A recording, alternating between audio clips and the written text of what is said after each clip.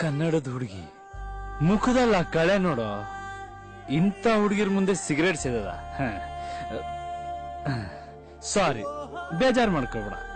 10th fail ಆದಾಗ್ಲೂ ಜೊತೆಲಿದ್ದೆ, PUC debar ಆದಾಗ್ಲೂ ಜೊತೆಲಿದ್ದೆ. ಆದ್ರೆ ಇಂಥ ಹುಡುಗಿರ್ ಮುಂದೆ ನೀನಿರಬಾರ್ದು.